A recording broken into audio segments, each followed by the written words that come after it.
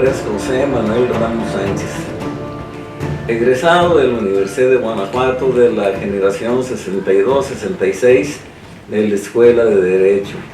Tengo más de 50 años en el ejercicio profesional en materia civil y penal. Me he dedicado a la cátedra desde la secundaria hasta la enseñanza profesional. Es mi propósito ilustrar al pueblo sobre las verdades fundamentales de nuestra historia, en vista que el gobierno no se ha ocupado de este renglón tan importante, ni siquiera a través de los libros de texto gratuitos. ¿Sí?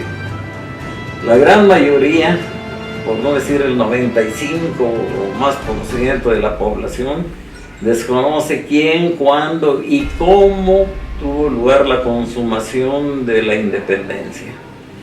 A muchos se les pregunta y contestan despreocupadamente: yo qué sé tú, o pues sabe, incluyendo a los profesionistas de las diversas ramas, ya sea abogados, ingenieros, químicos, etc. Y sobre todo de aquellos que han cursado carreras técnicas o del área de las ciencias naturales. Pues bien, el tema consiste en describir la historia desde la consumación de la conquista hasta la consumación de la independencia. Pero antes de ello, quiero expresar unos aforismos o frases que me han impactado siempre.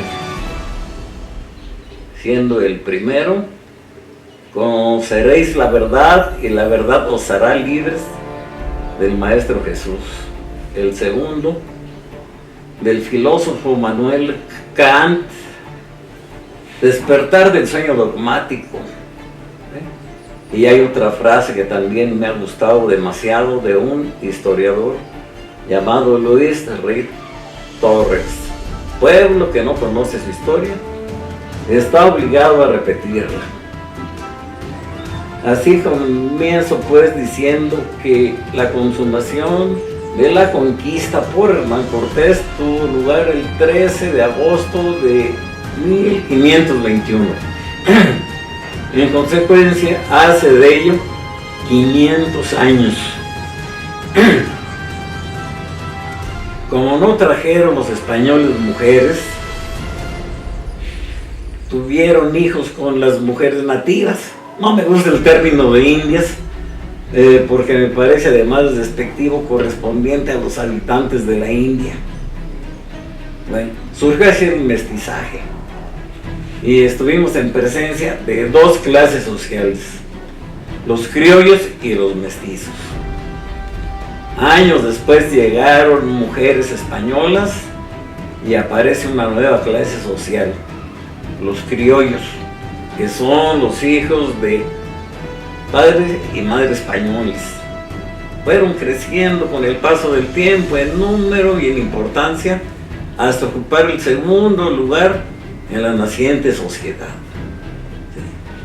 Así que los de primera pues eran los peninsulares, o sea, los nacidos en España, que ocupaban los principales o más importantes cargos, mientras que los criollos vegetaban en empleos subalternos y los mestizos todavía en cargos aún más inferiores.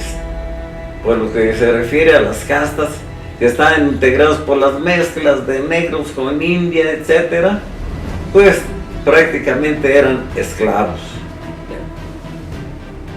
Fueron creciendo en número y en importancia económica los criollos, que nunca llegaron a ocupar los primeros cargos, de ahí su descontento, y surge un líder que fue Francisco Primo de Verdad y Ramos, un abogado criollo, hacia el año de 1808.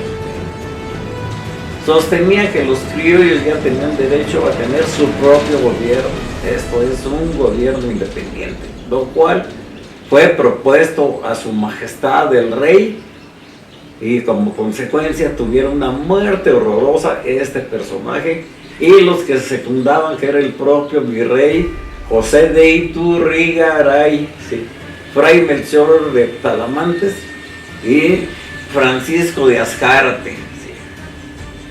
Pero continuaron inconformes los criollos y su descontento fue creciendo más y más, hasta que se reunieron en la ciudad de Valladolid, hoy Morelia, y en Querétaro. Así tuvo lugar la llamada insurrección de Querétaro, en la cual se encontraban varios personajes importantes, entre otros Ignacio Allende, un militar nacido en San Miguel, que después se llamó San Miguel el Grande. Hidalgo no participaba, fue llamado a participar por el mismo Allende y aceptó. Mas el movimiento fue descubierto y la corregidora Josefa Ortiz, esposa del corregidor Miguel Domínguez, los alertó y se precipitó el movimiento armado y se convirtió en el líder el cura Miguel Hidalgo. ¿Por qué fue Hidalgo y no Allende? Pues porque en aquel tiempo los curas gozaban de mucho prestigio espiritual y el pueblo lo seguía. Si hubiera sido Allende, desde luego que el pueblo no hubiera estado de acuerdo con él. Así las cosas, marchó por diversos lugares el cura Hidalgo, reuniendo un contingente de 50,000 o más, hasta llegar a la ciudad de Guanajuato para la famosa toma de la Lóndiga de Granaditas. El cura Hidalgo gritaba: ¡viva la Virgen de Guadalupe! ¡Muere el mal gobierno! ¡Viva Fernando VII! Lo cual no aparece en los libritos de historia. Y esto debido a que el movimiento era contra el virrey y no contra su majestad el rey de España. Así llegamos al día 28 de septiembre de ese año de 1810, en que tuvo lugar la toma de la Lóndiga de Granaditas, que considero que no fue un hecho histórico, sino un hecho a todas las luces canalla y despreciable, porque ellos se encontraban por órdenes del intendente Antonio Riaño, hombres, mujeres y niños, que nada debían ni nada temían, y llegó la chusma a violar, a matar, a asaltar, y además se metieron a todas las casas y a saquear los diversos comercios de la ciudad. Por eso lo considero de canalla y despreciable este hecho. Y se dice que el Pípila ni siquiera existió por algunos historiadores serios, como Lucas Alamán, personaje nacido en la ciudad de Guanajuato. El hecho es que fue quemada la puerta y fue como penetró ahí la chusma. Bien. Después de este acontecimiento, Hidalgo marchó con sus tropas a diversos lugares y logró algunos triunfos importantes. Destacaron el de Aculco y el de Monte de las Cruces. Pero posteriormente ordenó ese mismo año, a partir del 12 de diciembre, el degüello de 1,000 españoles. Así que el cura Hidalgo se puede considerar necrófilo. El torero marroquín, entre otros, fue el que se encargó de estas horribles ejecuciones. Ese degüello se prolongó hasta cerca de fin de año. Pues bien, el cura siguió su marcha, pero fue derrocado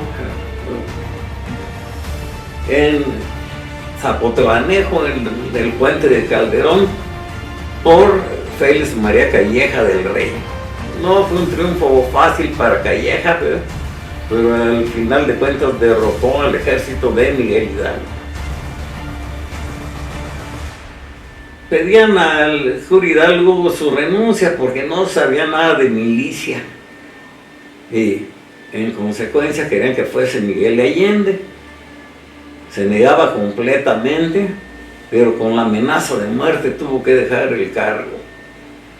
No cabe duda que era un tipo vanidoso el cura Hidalgo, y así las cosas. Fue aprendido en la catita de Baján junto con Aldama, Jiménez, Allende y otros personajes. Y fueron mandados a Chihuahua y fue fusilado el cura Hidalgo el 30 de julio de 1811. Y así termina este primer movimiento de los 4 importantes que tuvo la guerra de independencia por lo que respecta a la lucha armada. Bueno, entonces así vamos a dejar las cosas. Agradezco su atención y nos veremos en la próxima.